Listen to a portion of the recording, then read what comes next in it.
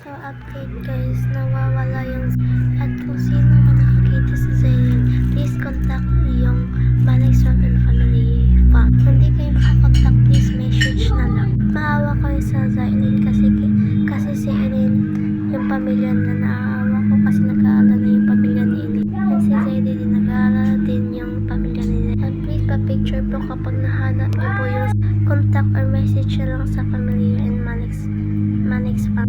Ang daming nag-update sa Zaylin guys is missing. Mga around 3 PM or 4 AM nawawala sila guys.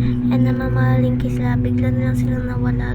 I don't know kung nawawala ba sila or script lang or nakidnap. Dapat walang mangyari sa Zaylin guys. Please, iligtas silang dalawa. Kasi ang daming nag-aalala sa Malex Farm. Medyo naiiyak ako kasi nawawala yung Zaylin. And I-stress na. So please contact lang yung Malex Farm and Family kapag nahanap niya. Pagpicturean niya po. Please. Thank you na lang po sa lahat. Let's pray for Zaylin na maliligtas silang dalawa. And message yun lang yung Malex Farm and Family Farm. So ayun lang guys. Bye bye. Ingat kayo. Ingat din kayo Zaylin. Bye bye. Sana ligtas kayo.